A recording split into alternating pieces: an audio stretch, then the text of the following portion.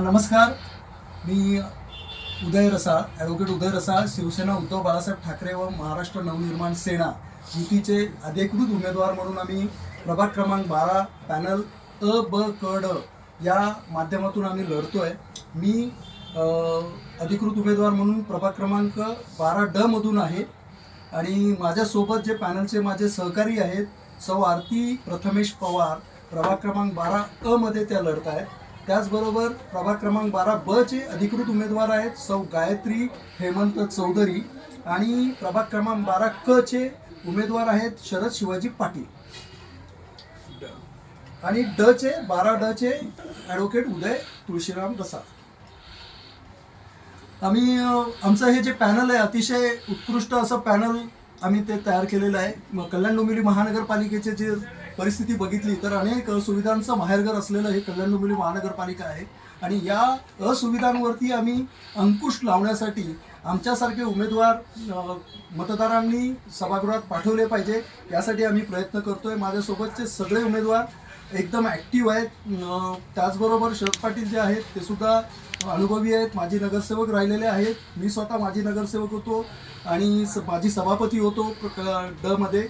आणि जे महापालिकेमध्ये आजकाल तुम्ही बघताय की गुंडगिरी धाक दडपशाही जे सुरू आहे ते अतिशय भयंकर आहे. जे माघार घेण्यासाठी प्रेशर केलं जातं, म्हणजे मला सुद्धा अतिशय प्रेशर केलं गेलं की माघार घ्या आणि त्यासाठी आमिष दिलं गेलं. त्याचबरोबर धमकी वजा काही गोष्टी सुनावण्यात आल्या.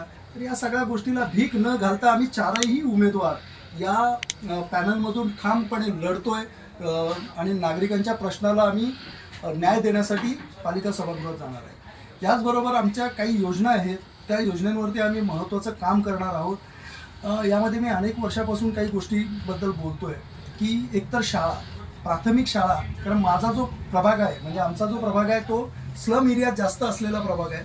या प्रभागामध्ये जी जी समस्या आहे ती म्हणजे फक्त चाकरमानी लोकांचं जे हे कल्याणपूर्व आहे यांना शाळा म्हणून जो विषय असतो, शाळेची जी फीज आहे त्या फीज प्रचंड प्रमाणात महागाईमुळे वाढलेली आहे आणि ती वाढल्यामुळे लोकांना त्याचा भुर्दंड पडतोय.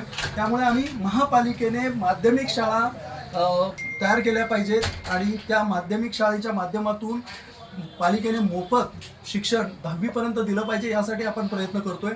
याच माध्यमातून आमच्या प्रयत्नामुळे एक शाळा आपली इथे तयार झाली, ती तुमची नेतवली नाक्यावर आहे, जिचा आत्ता पहिली बॅच 10वीची बाहेर पडली.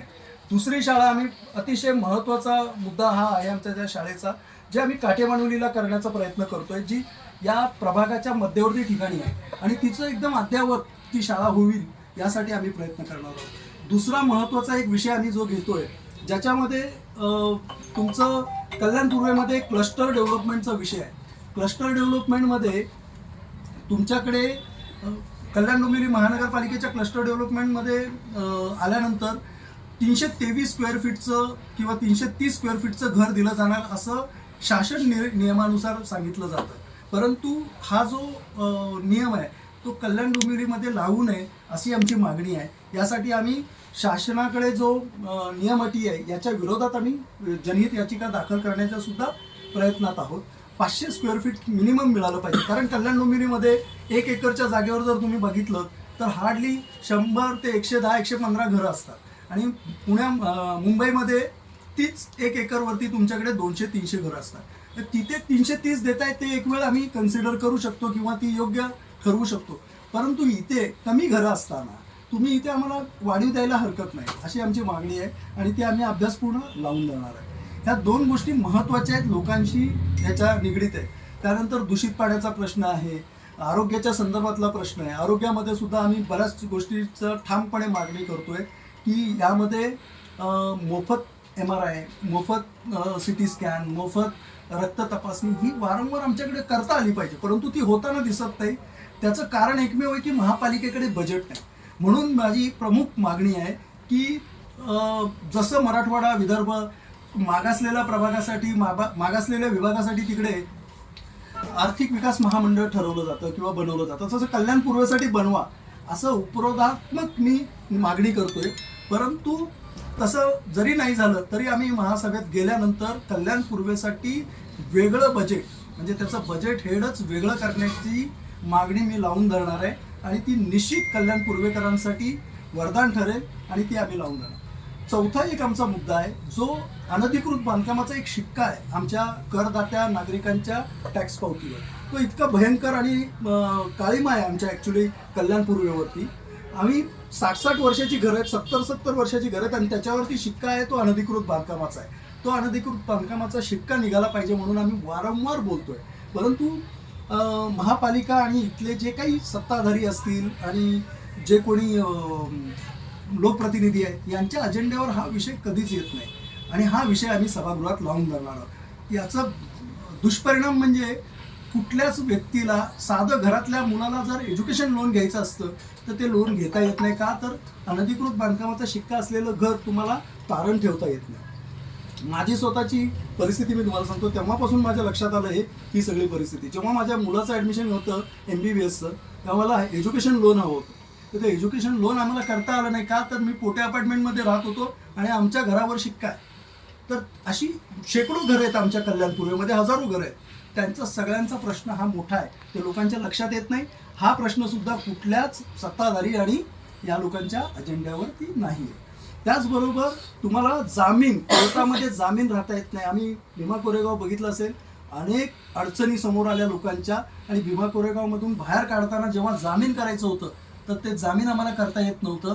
का तर आमच्या घरांवरती असलेला अनधिकृत बांधकामाचा शिक्का, कोर्टामध्ये तो चालत नाही, टॅक्स पावती. तर ह्या सगळ्या परिस्थितीतून बाहेर काढण्यासाठी आम्ही प्रयत्न करणार आहोत.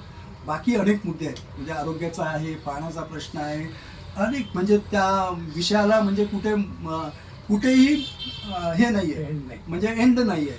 आणि महत्त्वाचं म्हणजे तुम्ही जर बघाल तर कल्याण पूर्वेमध्ये विकास दिसतोय तो नुसता सिमेंट कॉन्क्रिटीकरणाचा विकास असतो. माणसाचं मध्यवर्ती किंवा माणसाला केंद्रीय स्थानावर ठेवून विकास होताना तुम्हाला दिसणार नाही. शाळा, शिक्षण, त्याच्यानंतर तुम्हाला आरोग्य, हे सगळे प्रश्न आमचे प्रलंबित आहेत आणि हे प्रश्न मोठ्या नेत्यांच्या कुणाच्याही अजेंड्यावर नाही. ही सगळ्यात मोठी शोकांतिका आहे. याच्यावरती आम्हाला काम करायचं आहे. तुम्ही नगरसेवक झाल्यानंतर तुम्ही काय काम करणार आहात? मी नगरसेविका झाले तर माझ्या एरियातील गुंड प्रवृत्ती आपल्या कल्याणपूरमध्ये अधिक प्रमाणात झालेली आहे. ती पण मी निगडीत आणण्याचा प्रयत्न करेन. विकास जे आता मी सर्वे केला, घरोघरी जाऊन मी सर्वे केला, त्याच्यामध्ये मी आजूबाजूला म्हणजे जे गल्ली जाऊन ज्या गटारी आहेत त्यांच्यावर काय ठिकाणी झाकणं नाही आहेत, लोक आणि सांडपाणी वगैरे त्यांच्या घराच्या बाजूला आहे. ते सगळं मी आता सर्वे करून बघितलं आहे, लोकांच्या समस्या जाणून घेतल्या. ते मी सगळं व्यवस्थित करायचा प्रयत्न करीन. माझ्याकडून 100% 200% मी त्यांचे सगळे प्रश्न सोडवण्याचा प्रयत्न करेन.